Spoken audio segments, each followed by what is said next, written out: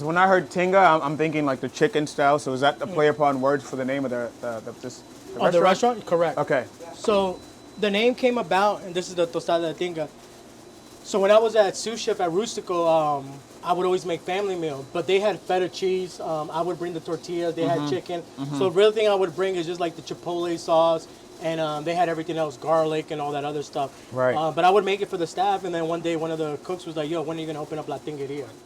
Welcome back, everybody. This is your boy Backpack Mo, and we are back. Not at the same spot, but we're going to a different spot. Last time we were here getting a tattoo, same area, Falls Church, Virginia.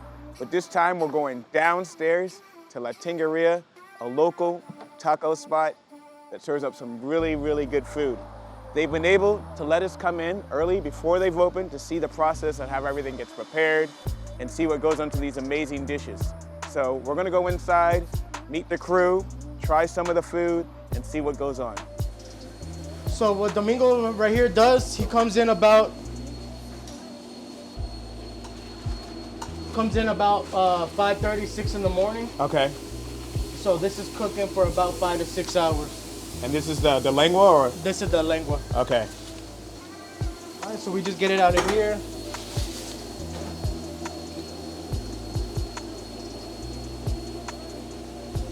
And we just wait till it's nice and tender. And you got to strip all that down, actually the membrane and all the stuff around. Correct, and you just got to make sure, what I see with a lot of places and what makes us different, and I don't know if you ever had cow tongue anywhere else. Right. If you mix in this oil right here, that's what gives it that really gamey taste that you kind of don't want. So what we do is after we take this out, we strip off all that oil. Then you have to take out this outer rougher skin. But it just peels off. Once it's already cooked, it just peels right off.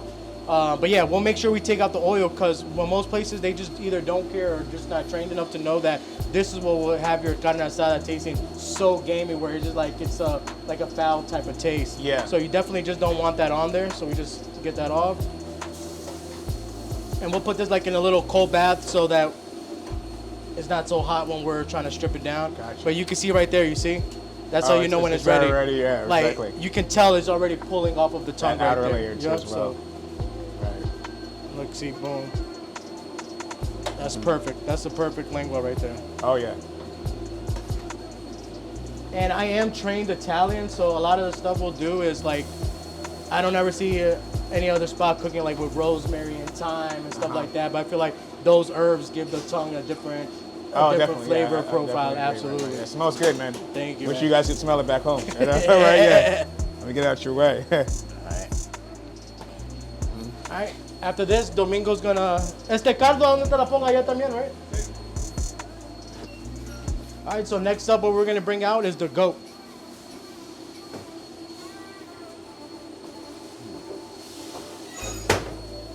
Lo vas a picar un poquito, right? ¿Puedes pujar esto abajo, por favor? Con la más grande. All right, so again, you know it's ready to look, it just falls right off. And you see the red color that it's in? That's from all the guajillo peppers and all that. Cumin, the cinnamon, the garlic. So this is the batch that we start the day, but then we still have more for the evening. Okay. And how many do you normally go through, like, do you sell? Like, I think we're going through, just in the restaurant, 600 to 800 pounds of beef. Oh, wow. And goat, we're going through maybe 300 to 500. Okay. And that's not counting Audi Field. Like today I have an Audi Field game, and this is just one stand, and we're bringing about 250 pounds of meat. But if we run both stations, we're bringing about 500 pounds each event. So you're still keeping that theme, because I remember when I first went to visit you, it was at the food truck, you know? Yeah. And now we're here in the restaurant, but you guys are still out in the community, and you said, Audi Field, and you're still out there. And we still want to definitely bring out the food truck. It's definitely something that I feel like Arlington really wants, but it's just setting up. It's just the staffing is honestly just the issue. Right, I understand. It's more of a grassroots type of thing that you started it with too as well. Absolutely. All right, so like you said, like this one, you don't even want to break it up too much. We just lightly. You see how it, like, you don't even try it. It's already broken I up. can see that, yeah. Okay. And then you're using halal style meat. For those who don't know, like, can you explain a little bit and talk about that too as well? Correct. It's a little different. During COVID, we didn't want to rush out and bring all of the meats that we usually brought out. Right. And so I was explaining that to a friend, like, man, I'm worried, like, what should I do? Should I bring out all this meat? So I was explaining to him that I might just do chicken and beef. Uh-huh. So he's like, bro, if you're only doing chicken and beef, why don't you just make it halal? Right. So I was like, all right, like, the thing is, we were already getting halal meat. We just couldn't advertise it because we were selling pork as well. So I knew we can't advertise halal if we're selling pork as well. Correct. So during that time, so once you break it down, you see we got the lamb right here. And then the same broth that we were cooking it in. Oh, wow, yeah. A lot goes into this. Oh, you know, yeah. This is what the people don't see. He has more in there. Oh, wow. And this is why we don't do the ramen, because I've seen a lot of people do ramen, but they lose their integrity with the broth, and sometimes like it doesn't have salt, it was too salty or this and that. Because our main thing is trying to keep up with the consomme. Because look, we're making this, but all the consomme we're literally putting back in the meat. So how much broth do we usually have left? By the time we're done, we're gonna have about this much broth left, and that's what we're gonna use for all day. That's pretty much it's cooking out. Okay. And the issue is that look at the spacing. We don't have a lot of cooking space. Yeah. For the volume that we're doing and the contracts that we got, like, it's just not enough space for us right now. Yeah. But yeah, I would love to do like some birria ramen and some stuff like that in the future. Because you're always expanding with like new ideas. If you I'm following you on Instagram. I know you did like a soft shell crab. Oh yeah. Before that too as well. I saw earlier that today you had the tres leches out there too as well. So, you know, it's always an expanding and evolving things to do for the restaurant. You know what I mean? So. Yeah, especially like the way that I was trained. So have you ever been to Rustico? Yes, I have. Yeah. So I started my cooking career at Rustico. Okay. I worked under Chef Steve Menino. I didn't know how big he was until I actually got laid off and went looking for work. And just using his name as a reference, I found out I could get a job anywhere. Especially when like, man, you work from here and you made a sous chef. He's like, with Steve Menino? I'm like, yeah. He's like, man, he's a hard ass. I was like, yeah, he is. But I mean, I think what he saw was my passion, and you know, I never questioned him. Definitely always listened to him, and you know, I moved up from garde manger to sous chef within 2.5 years. Yeah, that's one thing about the food industry or just this hospitality industry as well. You work hard, you know, there's always opportunity to move up, especially you do your thing as well.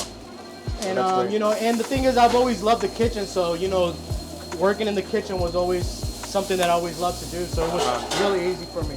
So you saw that he had goat in there, right? Right. And you see, this is what it is, and this is what makes our birria different than anywhere else. A lot of people just have like a beef. Nobody really makes goat birria. Okay.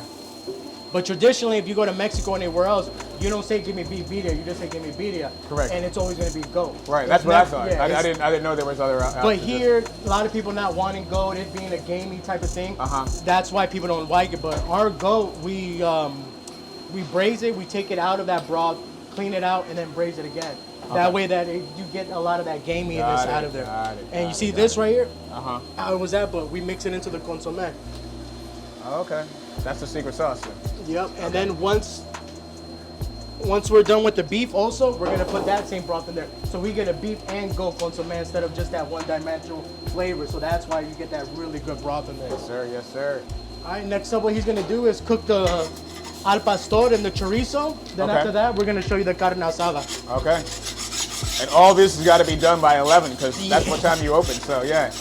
This is why I didn't open up at 11 before. I just felt that it was just too early because we do everything fresh. Right. So when we first started, we were opening up at 12. But thanks to these amazing guys, man, they're like, man, I'll come in earlier. We'll get the shit done earlier, blah, blah. I didn't have to be here no more. So having the right staff is really key. No, definitely. And they respect that too. I mean, seeing you here cooking and not just saying, you know, being a boss saying do this, do that. Yeah, exactly. It means a lot, you know what I mean? For somebody like me, I've worked, you know, in the hospitality industry, so I know what it's like, you know? Nah, I'm definitely not scared to come in. Right. Get my hands dirty. Right, get your hands dirty, you know what? You know, and it's right about it, because, you know, you're the one that's cooking it, putting it there, so, you know, people enjoy that too as well. All right, Domingo, tú hagas esto porque yo voy a empezar a cortar esto para ellos, okay? All right, so first he's gonna do the al pastor primero. Do the al pastor en la derecha, chorizo en la izquierda. So he's gonna put the al pastor on the right-hand side and the chorizo on the left-hand side. Okay. And I'm just gonna set up my station there, so then we can go to that Got station it. next. Sounds great. And you guys are familiar with al pastor, right? Yeah. So I don't know. I think I explained it maybe to you guys last time. So that's the real good thing I like about the one on the right. Traditionally, you guys know that's a pork marinated dish, but us being halal, we had to figure it out. So working through recipes with one of our distributors, again, just because of spacing, I didn't feel like we had the space to like, I didn't want to do a bunch of raw chicken when we have a bunch of other stuff that we're doing here. Okay. So I got linked up to one of our distributors, and they work with the recipe with us. So they make all the al pastor basically with our recipes, and this is one that we're actually trying to get into supermarkets now. So Okay. that people can pre-purchase and buy them either online or in supermarkets. Okay. But it's all the same flavors that you would put in the regular al pastor, which is like pineapple, achayote, garlic. So we didn't really deteriorate from the actual authenticity of it. It just felt like I didn't want to do basic meats for the restaurant. I still wanted to bring those same Mexican flavors that we have and bring it to the halal community. Right. So if somebody that never ate out of the spit and did all that, you can still have it with the chicken al pastor. And then the one on the left is the chicken chorizo. Same thing, the guajillo pepper, the chile de árbol. If you go right now and smell it, it's gonna still give you that sensation of that Mexican chorizo flavors. No, I love it too as well, because I think a lot of times here, especially in the States, sometimes Mexican restaurants try to cater towards like the American palate or have everything, and it's great that you've still brought those straight ingredients, and then you've been able to lengua maybe foreign to somebody. They're like, oh my gosh, cow tongue, I can't really have that too. But once they tried a lot of these dishes, it's like, oh wow, this is good. You know what I mean? It's not like your typical Tex-Mex style thing. You're going outside of it. You're bringing the traditional values, but still bringing your own little flavor to it as well. Yeah, and I saw that the hardest meat to convince somebody to eat is the cow tongue. Yeah. It's the cow tongue. Right. But we've had people like, oh, I'm not gonna eat that. I'm like, dude, just please try it. Like, I'm telling you, just the texture of it's so soft, it's so tender. It's my favorite style of taco style. Even that or the cheek, the cow cheek, just as well. And we also done events where we've done the whole cow head. So whole cow head tacos where we add the lengua, the cheek, the forehead, all the meat into that. Oh yeah. Yeah, tacos are literally one of my favorite things, bro. I mean, I literally have a taco tattoo. Oh, that's you know what I'm saying? So I love tacos. It's all one of my favorite things to do. So you see this beautiful carne asada? Yeah.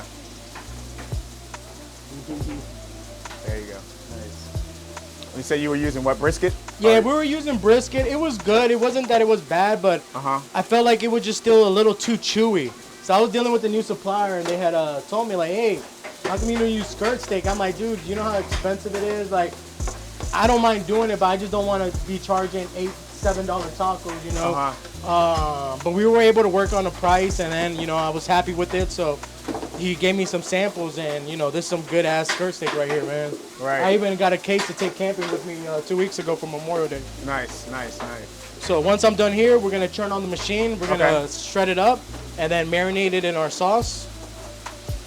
We got this homemade Korean barbecue sauce that has like soy sauce, garlic.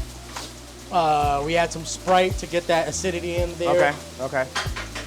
And I like how that Sprite gets that like nice sweet texture in there as well. Got it, nice. Like when you go to cook it, I feel like that Sprite helps it like caramelize that sugar on there really well. Yeah, that lemon lime zest too as well. Yeah, definitely.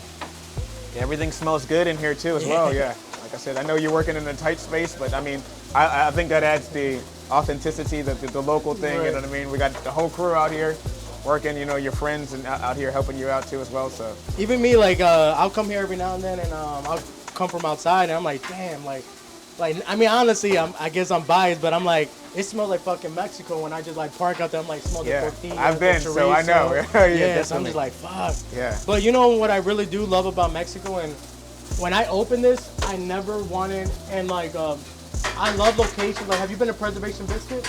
No, I haven't, but we got recommended to go there. Yo, definitely go there. The reason I like locations like that, it reminds me of Mexico. How you go to Mexico, right? There's the taco guy, the torta guy, the quesadilla guy. Like nobody's really doing a bunch of shit. Like they just do one thing and they stick with that. Correct. And that's what I love. So even me opening this up, my first food truck, I didn't even want to do tacos. We're La Tingeria, so I just wanted to focus on tostadas because that's what Tingeria is, the tinga tostadas.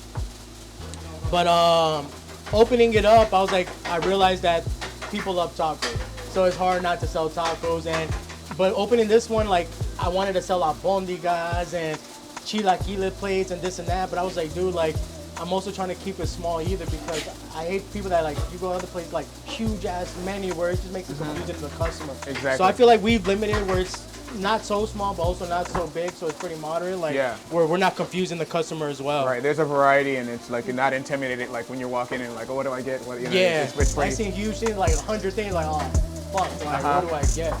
And it's a small menu, but the cool thing is, like other places, you can mix and match. Yeah. So it's not like, oh, you can have your sopa one way or your taco one way. So you can always like have it a different type of way that you want it. Yeah. When I started this channel, you know, I wanted. Obviously, I'm a traveler. I show people the world. I've been all over the places too as well. So going to Mexico, having tacos and other places, I wanted. But I also wanted to highlight locals. You know, I'm from the area, and I wanted to show people from around the world where I live and some of the spots they ever come. So if people ever came, you know, here, they can go to some of my local places, establishments and stuff like that too as well. You know what I mean? No, very much appreciated. I got you. Thank you, bro. Yeah. What he's making right there is he's getting like onions, garlic, red pepper ready. He's gonna saute them and add them to the rice. Okay. He's cooking the chorizo. Once he's done with the chorizo, we're gonna add it to the rice, make it a chorizo fried rice. Oh, okay, got you. So there's a lot of hybrid stuff here that I see that you're including, like with a lot of things too as well. Different things as well. Dude, oh my God, it's one of those things too. You go to any Mexican restaurant in Virginia, Right. you already know how the beans are gonna come out, right? Right. They're gonna come out refried, blended up, and it's because if you go to the store, you can easily buy refried beans, heat it up, serve it to the customer. Right. Now we have one reason why we don't buy canned beans also is because you have to worry about having pork or having some type of beef broth most that of them are is not inside of it, halal. So that's why we get dry beans, and we same thing 5, 6 in the morning. We're cooking them for 5 to 6 hours. We also let them, what is it called, rinse overnight. So we have them soaked in water overnight to help them make them soft as well. Okay. And I think that's what people buy our rice and beans a lot, because it has that chorizo. It gives it a different flavor. It's not like everybody else where it's just like a bland rice or a bland bean. All right, so this is our house marinade. Now, did you come up with all the recipes yourself, or where'd you get the inspiration to kind of like find some of these? Family recipes, or these, you know, I mean, they're just kind of stuff. Honestly, like a lot of the stuff that I have done, it's stuff that I've done with Steve Menino. Okay. This is something I learned from my wife. My wife is Filipino, so she's not Korean, but they use some type of the same type of ingredients. Like when my father-in-law does his barbecues, he's Filipino. When he does his ribs, he does it with Sprite. Basically some of the same flavors. Right. I've heard cola, but I've never heard Sprite before. Yeah, Sprite. So yes, definitely gives it that nice sweetness to it. They typically use a 7-Up. Okay. But I found that the Sprite for me has been really good for that one. Right. There was already some in the mixture. I just felt like it needed a little bit more. Okay, yeah. I was gonna say can or two probably just doesn't enough. And typically this, we sold a whole shitload over the weekend, but we do want this to marinate at least a day before. Because you see, like, it's red, but if you leave it here at least 24 hours, you just have like a dark brown color to it. Right. All those juices get sucked inside, and all the marinade, you know, kind of just. Yeah, we don't want the flavor to just sit on it. We want it to be in the meat. Right. And then as soon as you cook it, all those flavors you can sizzle out and smell out too as well. Sauce first. After that, he's gonna crumble some tortilla chips. So I don't know about like a lot of other countries, but the thing I noticed about Mexico,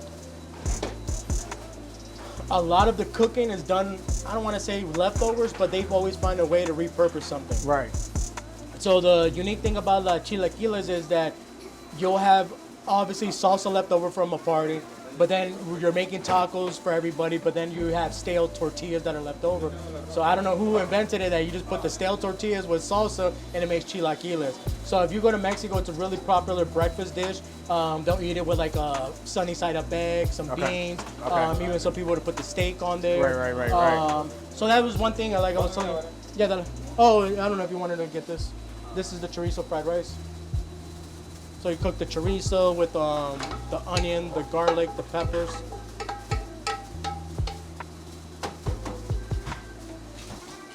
So one of the side dishes. Yep. Okay. Yeah, everything smells fresh and like there's great ingredients too as well. So definitely. Yeah. Now that's one thing I take pride in is making fresh ingredients, and that's why we're here so early, 6 in the morning, getting everything ready. I mean, even the birria, once they close tonight, we close at 8 o'clock, but at 7 they start cooking the peppers, getting the birria ready for the next day. So from 8:30, 9 o'clock at night, it's the consomme is cooking till he comes at 6. Yeah. When he comes at 6, he strains out, all the bones, all the onions, the whole onions. He sears the meats and use that same consomme to cook the meats. So that consomme has literally been cooking for more than 24 hours. Wow, yeah, and you have to do it that way to make, otherwise you just can't do it. You're not getting it right, yeah. And that's why I feel like ours sets us off from a lot of different locations. Right. We definitely don't cut corners. So the rice is ready to go, right? Rice is ready to go. Okay, wow, okay. Yeah, so here, we had it in the rice cooker from there. It has corn in there as well. He just had to mix up the chorizo, the red peppers, and all that. Okay. Right, ¿ya pusiste las tortillas? She's gonna put a piece of bread. La mayonesa. Oh, tienes aquí, right? So she's gonna put some mayo on the bread right here. Okay.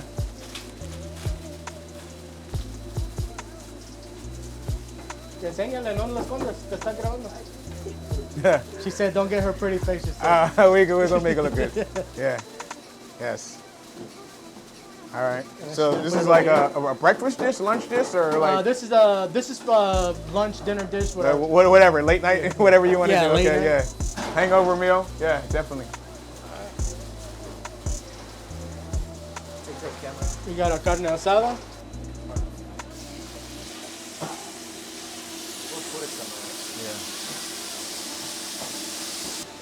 So imagine, we're busy with 100 tacos, and we have like 6 of these.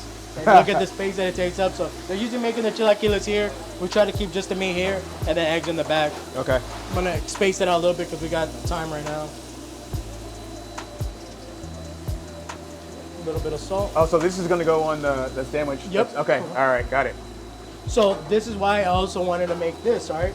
So we make tostadas every day. One issue that I saw is if you see the tostadas, they break, they crumble, or maybe they go stale, right? Instead of throwing them away. So now, instead of throwing away shit, now we're using it. So Yeah, use it the whole thing, yeah, definitely. I mean, it's delicious. Make it. I don't know if you guys want to try this on its own. Yeah, by itself. got it. Oh, it's still crispy too. There. Thank you. Yeah. I wouldn't have known that it's been, yeah. It's one of those, like, you don't want to make it too soft and you don't want it to be too crispy. It has to have like still a little crispiness, but a softness texture to it as well. Right. And it has a little heat to it. So Yep. Yeah. Oh yeah. Yeah. You see what I was saying? That Sprite, how it gives it like that nice little sear. Yeah. It helps that like sugar from the Sprite caramelize right on the meat. Oh, okay. Got it. Yeah, like I said, like you said earlier, you still get that dark brownish color too as well. Okay. Perfect. So imagine how it stayed right now, but once it marinates for 24 hours, even better. Even better. Right. And that's the only part of it. I haven't even had the whole, we haven't had the whole thing yet. So yeah. And I don't like to cook this well done. I would like to leave it a little tender. I would say medium well. Right. I mean, if somebody definitely wants it well done, I'll do it. Because there's not a lot of fat on it too, right, Yeah. as well. So I mean, you just want that, like you said, that sear. So great. All right, so from right here, Now we go into plating. Okay. Okay. we get the bean spread. In the bean spread, we get the cheese. All right, after the cheese, we bring it over here.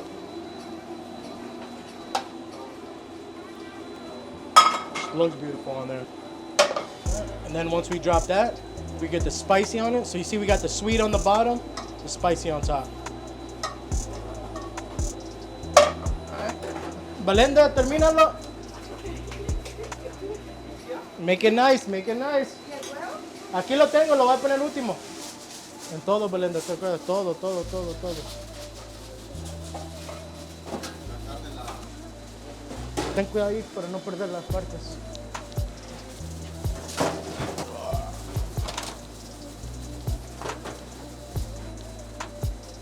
See how big that is. Wow. Está ahí adentro donde puse la máquina. Wow. Beautiful. Esta parte, a la cámara, así.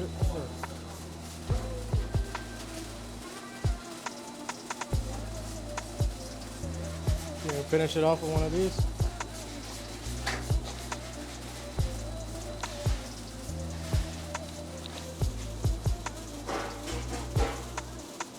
Yeah, look, this is without even any salt, just from the juices. Oh, bro, definitely. Every time I see it, I always go for it, man. Thank you. You see, you could taste the herbs in that. Yeah.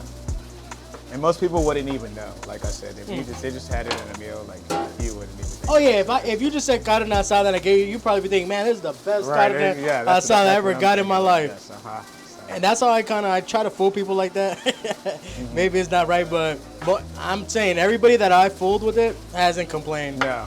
They're just like, fuck, did I just eat katsu for real? And I'm like, yeah man, I mean, it's not bad. I mean, I'm a weird person because I eat everything. So there's nothing that I can say, like, per se, like, oh, I don't like this, I don't like that. Have you tried below? Yeah. Oh man, you liked it? Yeah. He said, yeah. Yeah, you know. Like I said, I mean, I grew That's up. good though, man. I had to good. eat everything. You know what I mean? Right. If they made it, you weren't eating dinner. So it was kind of one of those scenarios where it was like, okay, you learn to eat my everything. My palate just opened up to this everything, and then plus going in many different countries, seeing delicacies, things that people may seem strange or weird. I've opened my palate to almost everything out there. And that's good because you're gonna experience life more than anybody ever will. And you'll never go hungry. Yeah, you'll never go hungry. Right? Yeah. So. Yeah, like I'm not allergic to fish, but I just don't eat fish. Okay. But I had made the soft shell crab, and like they even like, oh, how come you don't eat it? Like, how you gonna make a special? I was like, cause like I've trained, like one thing is when I worked with Steve Menino is we used to make tuna tartare. Okay. And one day he caught me selling it, and he was like, how does it taste? Is it good? I was like, yeah. He's like, you had enough lemon? I was like, yeah. He's like, how did you know? I was like, he's like, did you try it? I'm like, nah. He's like, so how did you know? Right. I'm like, fuck. He's like, eat that shit. I was like, chef, I don't eat fish. I didn't say eat it. I said, try it. I'm like, fuck. So I put it in my mouth. He's like, now spit it out. He said, did it have enough lemon? I'm like, actually, no, it didn't. He's like, all right, put some more lemon oil. So I was like, all right, bet. And then that's when I learned it because I would make it. Then I'm like, all right, it seems good to me. But then I'll try it, like, nah, it needs more salt. So I'm like, damn, you literally have to try it in the kitchen. Yeah, like, seafood is, and that's funny because that's actually my favorite type of food. Oh. Yeah, so yeah. So I eat shrimp. I eat just not fish. I don't know, something about fish that just gives me a gamey taste. Okay. But I think honestly is the way that I was brought up because once again I don't eat fish. But after trying the tuna tartare and trying it with the lemon truffle oil, trying it with salt, pepper, and a little bit of Dijon, I was like, you start getting the flavor. I'm like, all right. Once it's just seasoned right, it's actually not bad. Yeah, it's all in the marinade and just how you flavor it. So you want that soy type of thing too as well. Because to me, it always tastes fresh. It reminds me of like a West Coast type of thing. You know what I mean? Asian style dishes as well. So yeah, I love tuna tartare. Maybe growing up, they gave me a lot of frozen fish. Yeah, I would think so. Probably most people are was. probably exposed to that and salmon or just what I mean. Like you said, you're eating a fish fillet. You ain't really eating a real type of seafood too as well. Because I've had a Hong Kong sea bass like in a soy sauce. Yeah. And I was like, holy shit, this fish is fresh. Like it doesn't have any like fishiness to it. Right. So that surprised me as well. So I really think it's just, and that's why you said not being scared of trying new things as well. Oh man, I have to give you some of this piece right here. So these lengua tacos, oh wow, they kind of. Want to try this one? This piece came out so tender right there. Definitely. Oh my god. So you make them kind of like a traditional with the radish, the onions. We don't put radish. I don't know. I mean, I just feel like everybody sells radish, so I just didn't think about doing the radish. But the thing I did with this one is did do instead of doing the traditional one, I put the pickled red onions. Okay, cool. I don't know. I feel like I do the radish, and then I look at people's plates. A lot of people don't even eat the radish. It's more it's like a garnish, I guess. Yeah. Aesthetically. It looks nice. I mean, it really does. But I'm like, Why put something that people aren't even gonna eat? Yeah. I eat radish. I'll take a bite or two off of it, but even me, I don't finish it. I'll take a bite or two, but I don't ever see myself finishing. I'm like, yeah. I guess most people probably think it's like it's dry, like, you know what I mean? There's not really a lot of flavor to it as well. So yeah, I could see that. But yeah, lengua tacos are probably my favorite. Oh yeah. Yeah, probably my favorite, and I get it any time, an opportunity. Not that many places have it, but yeah, it's always a must go. ¿Vas a poner tortillas? Right. So before we open and stuff, so if you see this oil right here, this is what you don't want in your consomme, but this is what we use for our tortillas. So before we open, we got to come in here and get all this oil out. And you'll see the difference. Like right now, it just looks like oil. But once we get it out, you'll see all the consomme and the rich broth. And that's always going to kind of just float to the top? Yep. Okay, separate over there. So if it's boiling, it's going to boil all in between, but they already know that they got to cool it down to let that, all this oil just rise up to the top. Got it. Yeah, so in the broth, especially when you get the consomme, you don't want to get a lot of this oil, because then your consomme is just going to taste oily. And one thing I really try not to do is I really try not to waste anything here if we can. Okay.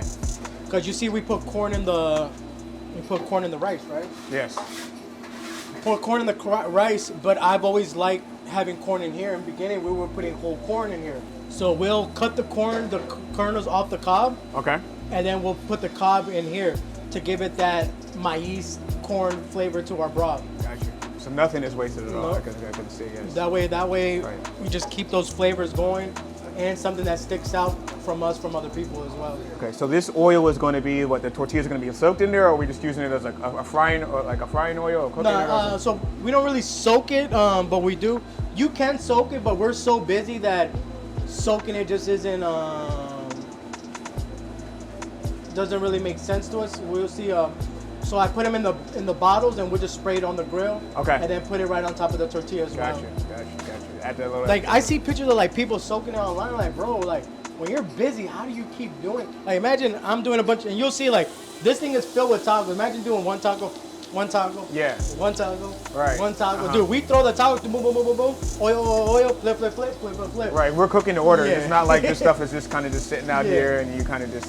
I got you. So it's just hard to do it that way. But I've seen people that do it. I'm like, it just, unless you're not busy, I get it, but we don't got time for that. And look, now you're seeing, the actual broth and the actual oil. Okay. See the big difference? So this is what the broth that we want. We don't really want any of this oil in there. The reason I'm not just dumping it in is because I don't want the broth to go in there. We just want the oil. See, but then we get it in the bottles, put it on top.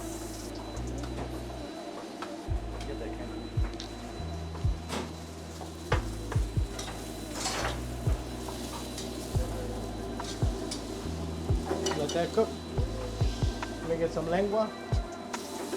And then what I've seen a lot of places do, they'll put this in a bag.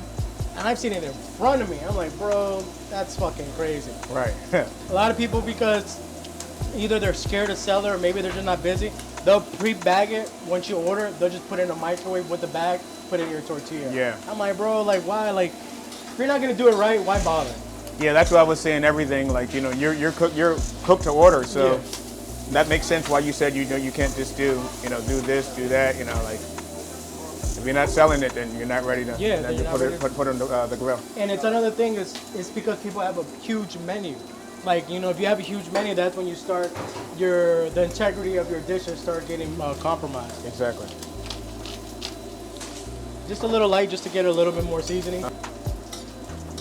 Plus, you already have that flavor in the tortilla too as well, so you know. Oh yeah, so in here we got like the same thing. I think a lot of people just do it normal way, but once again, because of my Italian upbringing, we do the rosemary, the thyme. I love how Italians, like, they know how to marinate their oils, the garlic, shallots. It just gives it a whole different flavor profile. And now I'm patting them down just so they're not so oily. All right, ready to go.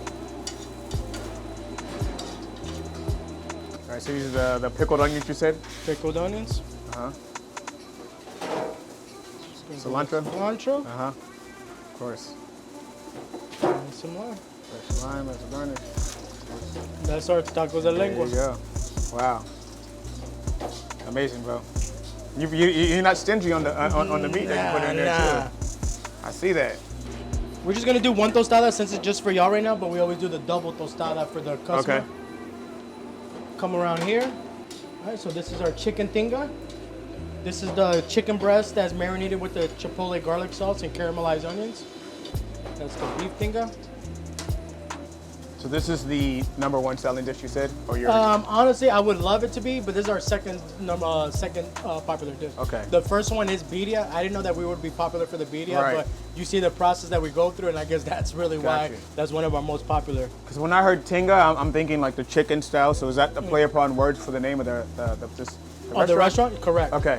So the name came about, and this is the tostada de tinga. So when I was at sous chef at Rustico, I would always make family meals, but they had feta cheese. I would bring the tortillas. They had chicken. So the real thing I would bring is just like the chipotle sauce, and they had everything else, garlic and all that other stuff. Right. But I would make it for the staff, and then one day one of the cooks was like, "Yo, when are you gonna open up La Tingeria?" So I was like, that name just Gotcha. always stuck with me. And then like 2 years later, I got laid off, and I was like, all right, let's open up La Tingeria. Right. Okay. But yeah, tingeria comes from the marination of the meat, which is for the chicken. But very rarely, I don't even think I've ever seen anybody do a brisket thing as well. No, that's So, I thought it was strictly just so the that's chicken. definitely our little niche yes, as well. So cake, would it have to be inside or outdoors as well? Is okay. All right, guys. Obviously, this is way too much food, and there's no way that me, a person like myself, could finish all of this. So I invited. Obviously, I have George here from Last Call of the Show, one of my team members too as well, to help me. Let's get down and get some food. George, are you excited to eat, or what are you thinking, bro? Can't wait, man. This looks so good. We've got to see the process of everything goes. Before, he also brought out some chips and queso over here too as well. That looks really good too as well. No need to really go into that, but it looks amazing. I think I'm going to start off with one of the tacos. You can pick whatever you want. Obviously, that looks like it's going to be a challenge for us to get. But whatever you want to grab, bro, let's go ahead and grab it, and let's take a bite and see how we fit. See, I'm gonna have the taco, and I'll give you my opinion. Awesome. So, put a load of lime on it too as well. Throw some in, okay. So what are you supposed to do with this, Chef David? Some people dip it. I just drink it. Uh-huh. I just drink it because honestly, I tell the staff when I kid around, like, dude, I never get sick. And I think because I drink a cup of this every day. Okay. Either the bone is in there, the celery, the garlic, the carrots. Like, it's just such a rich broth that I think there's just so much nutrients in it that I just love drinking it, honestly. Okay. But yeah, if you want to dip it with these tacos, these are the best tacos to dip it with. Okay. Well, I think we'll take a sip first, right? Yeah. Yeah. Why not? Oh, be careful, it's really hot. Okay. All right. All right. Cheers. Oh my Oh god. my God. Right. Drinks. Right. Wow. Right. So I was saying maybe he should do a challenge. If somebody can eat one of those in one sitting, I don't know. Maybe they get a free taco, or they don't have to pay for it, or whatever. You know. Right. Put it on the menu, yeah. Put it on the menu, right? Yeah. All right, Chef David, thank you so very much, man. Thank I you, man. appreciate it, bro. You know what I mean? Like I said, I've always wanted to highlight local spots and just showcase, the world, where I live at, and places that are near and dear to my heart. I love tacos too, and thank you for bringing us in and introducing us to the whole family and showing us the process and how everything works. So we'll definitely be back again. I appreciate it. Any final thoughts? Anything you want to say to the people at home or that are watching? Check out the YouTube. I checked it out the other day. It's really great find. So definitely hit that up. All right, guys. Thank you, brother. Thank you, man. Appreciate it. Thank you so much. Blessings. We'll be out. Peace.